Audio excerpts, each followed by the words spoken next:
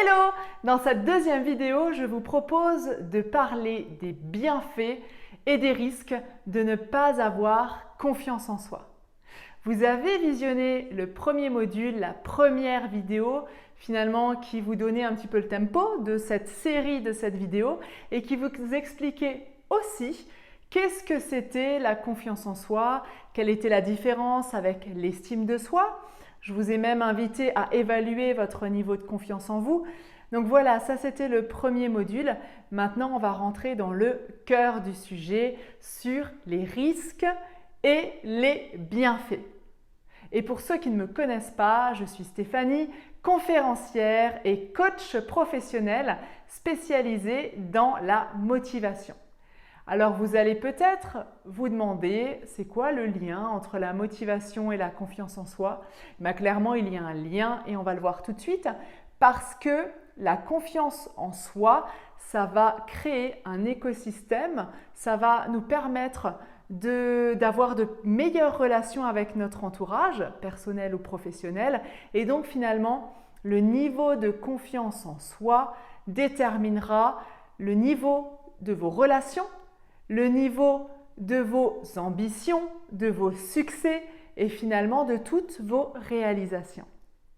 Je vais vous raconter mon histoire parce que évidemment, quand j'étais petite, je n'avais pas ce niveau de confiance en moi que j'ai aujourd'hui. Petite, j'avais 10 kilos de trop.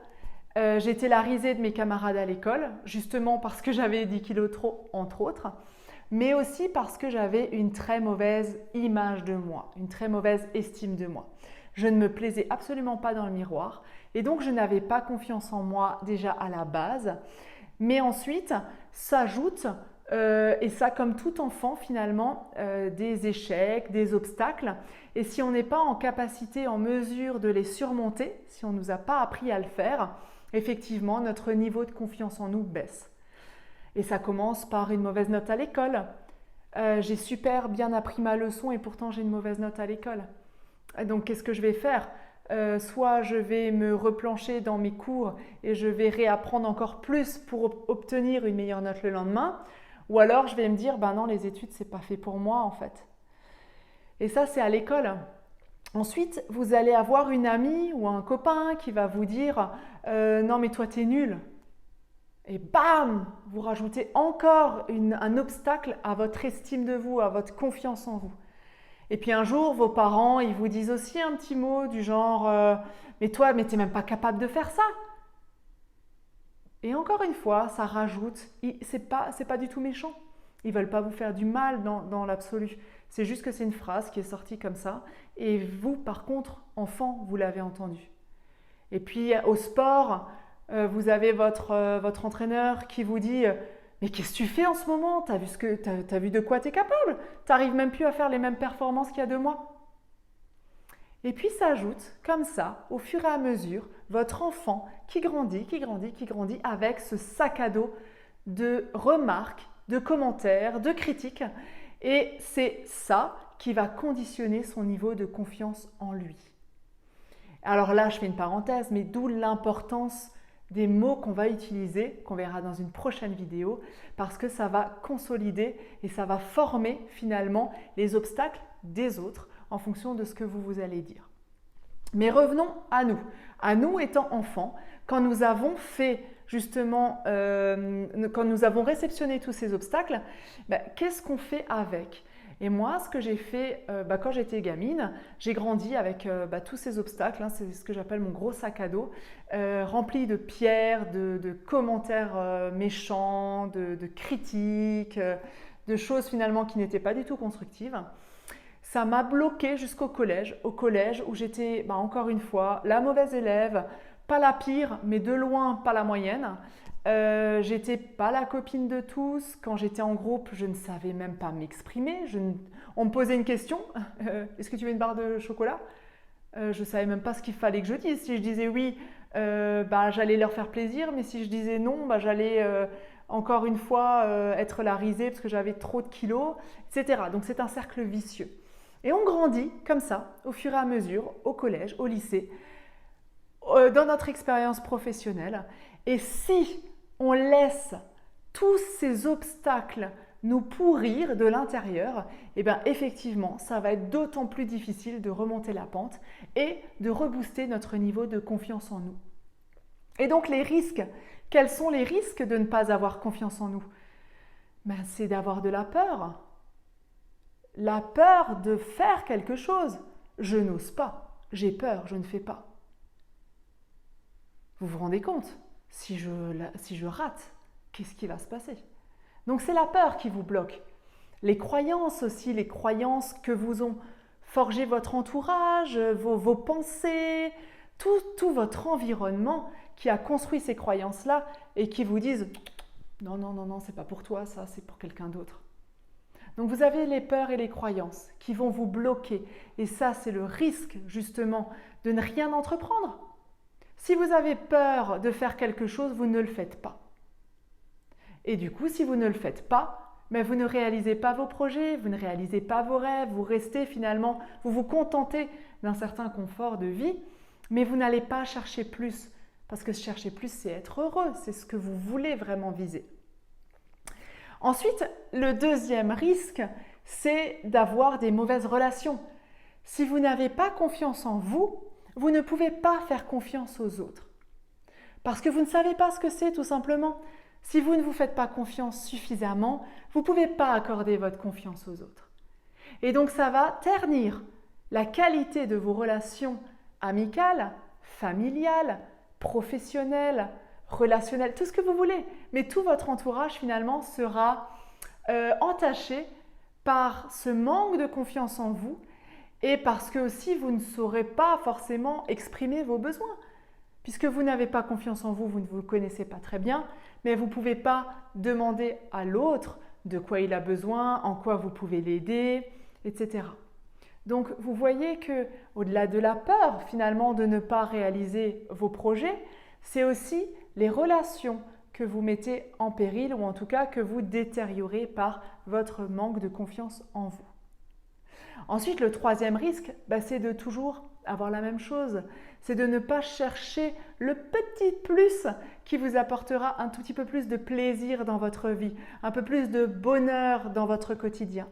Parce que justement, vous restez dans ce que vous maîtrisez super bien, c'est-à-dire le confort. Vous restez dans votre confort. Vous allez au même travail, vous prenez tous les jours la même route, vous rentrez tous les soirs à la même heure, vous faites tous les soirs le même rituel. C'est votre confort, ça vous convient bien. Et c'est très bien, mais pas quand on cherche justement à se développer. Et si vous êtes là, si vous écoutez cette vidéo en ce moment, c'est qu'il y a fort à parier que vous souhaitez passer d'un niveau, passer à un niveau supérieur et vous emmener vers un développement de vous-même qui justement participera à l'élaboration de tous vos projets futurs. Autre risque éventuel, c'est la lassitude. Le fait de tout le temps avoir ce quotidien parce que justement on n'ose pas, on va générer de la frustration. Donc on va avoir cette lassitude, ce fameux métro, boulot, dodo, ce train-train qui va ternir encore une fois votre vie alors que chaque minute est tellement précieuse dans notre vie. Donc vous allez avoir cette lassitude qui va générer de la frustration. Et cette frustration au quotidien, c'est comme les déchets. On en met 1, 2, 3 et au final, on a une grande montagne de frustration. Et ça, clairement, ça ne vous aide pas à être heureux. On a parlé des risques et je vous en ai donné que quelques-uns, bien évidemment. Parlons maintenant des avantages, des bienfaits de la confiance en soi. Et là, clairement, vous avez tout à y gagner, vous allez le voir, parce que vous allez, avoir plus de plaisir. Vous allez avoir plus de plaisir parce que vous allez avoir une plus belle image de vous, une plus belle estime de vous. Vous allez vous dire, tiens, j'ai fait ça, j'étais pas capable de le faire hier. Aujourd'hui, je maîtrise un petit peu plus et demain, je maîtriserai encore un petit peu plus. Et finalement, vous allez être super fier de vous. Vous allez vous dire, j'ai réussi à faire ça alors que je ne pensais même pas que c'était possible. Donc, vous allez générer du plaisir et vous allez être fier de vous. Vous allez gonfler votre niveau d'estime de vous, votre image de vous. Et ça, c'est du pur bonheur. C'est du pur bonheur à prendre tous les jours. Mais ça va aussi se voir dans la qualité de vos relations.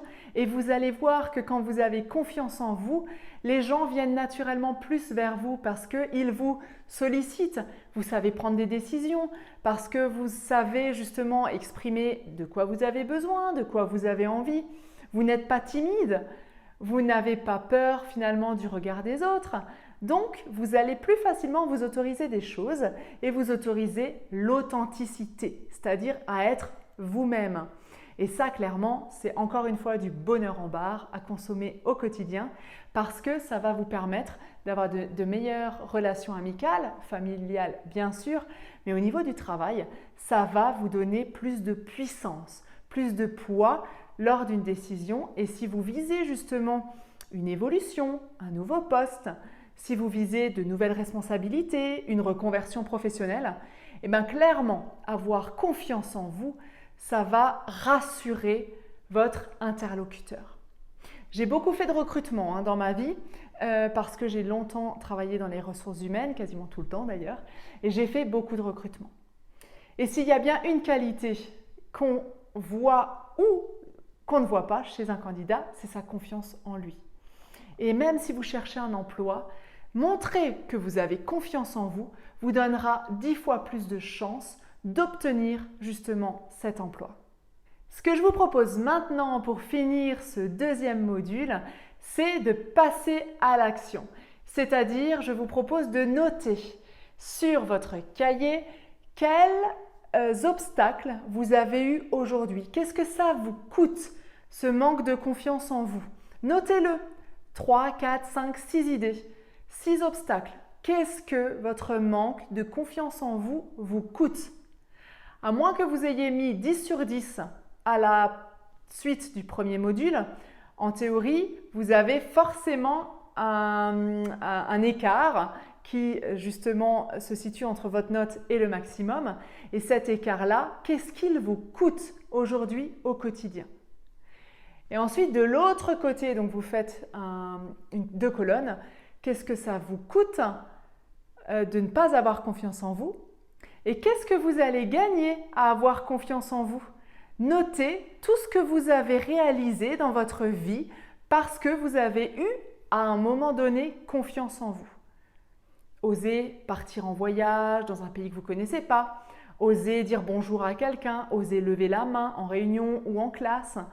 Donc notez d'un côté tout ce que ça vous coûte, tous les risques finalement que vous avez eus, les obstacles parce que vous n'aviez pas eu confiance en vous à un moment donné, vos regrets finalement, et de l'autre côté, tout ce que la confiance en vous a généré comme succès, comme bénéfice.